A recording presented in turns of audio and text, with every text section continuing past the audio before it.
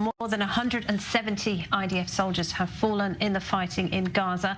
According to the group Mothers of Combat Soldiers, the pressure that the United States is putting on the IDF to limit civilian casualties in Gaza is partly to blame.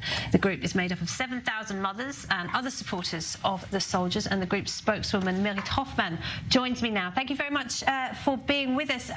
So the IDF has gone to great lengths, hasn't it, to make it clear that it is not at war with the people, the civilians of Gaza, but with Hamas, the terrorists. It's not just US pressure, is it? This comes from inside the IDF.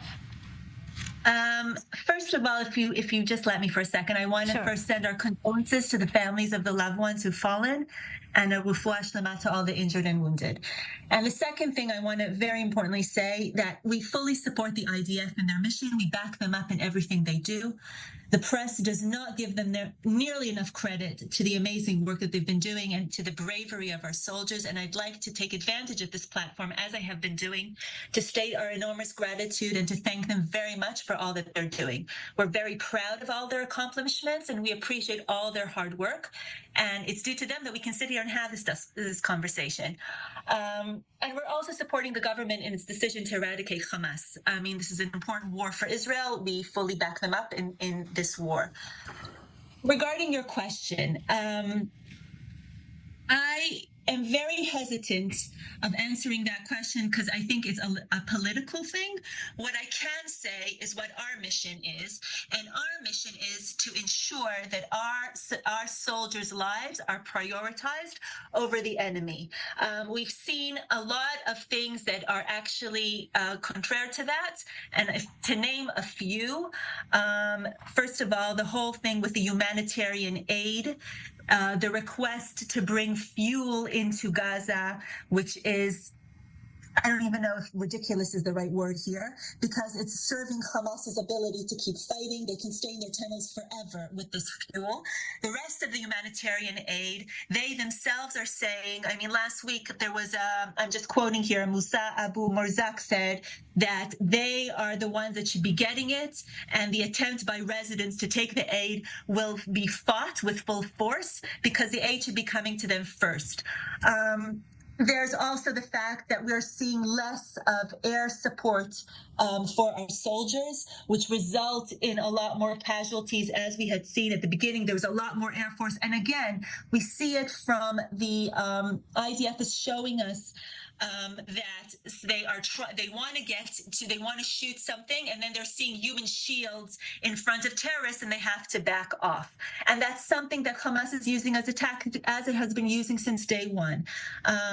The request to return of the civilians living in Gaza to the northern part of Gaza also is going to definitely endanger our soldiers, because Hamas embeds himself in civilians. They're going to dress up as civilians, and it's going to make it very difficult for our soldiers to be able to know who are civilians and who are the terrorists. I also like to state here that there are terrorists and there are terrorist supporters, and that is the majority of the people at the moment in Gaza. I mean, we have seen proof of soldiers going from door to door to door to door, and they see ammunition, and they see maps in bedrooms, in houses, inside cribs, underneath their tunnels, inside rooms, in hospitals, in mosques, in kindergartens. I mean, what else do we need to show in order to show you that most of the people living in Gaza are supporters of the terrorists, and therefore they should be treated just like the terrorists? Well, you have got innocent civilians as well, of course, lots of children in Gaza who are not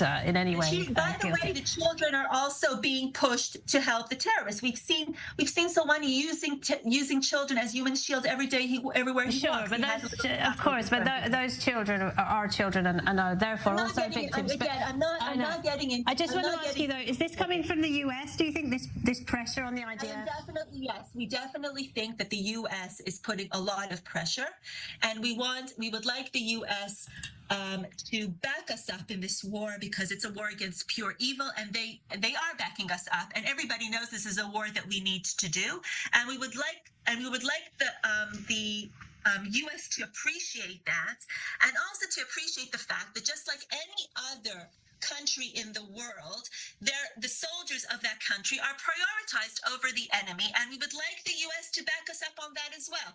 I'd like to remind the U.S. that this is a war that I don't think the U.S. had ever had to deal with. We're talking about enemies which are on our front doorstep. The U.S., when they had to battle a war, we're talking about Pearl Harbor or 9/11, it wasn't something inside the U.S. And I think their administration would treat, if it had to deal with something like that, totally different in their expectations of what we have to deal with, and it's totally double standard. And if they're so worried of the civilians, as you claim, regarding the children, and I accept that, there are other ways to do that. I mean, at the moment, Gaza is a military zone, and it should be treated as a military zone. So if we're worried about them, and we should be worried about them, it shouldn't be something that the IDF should be worried about. It should be, just let me finish, it'd be something that the U.S. can do. For instance, put pressure on other countries like Egypt, like Jordan, like Qatar, open borders, and let those civilians move. I'm sorry, we're out of time, Mirit Hoffman, but thank you very much.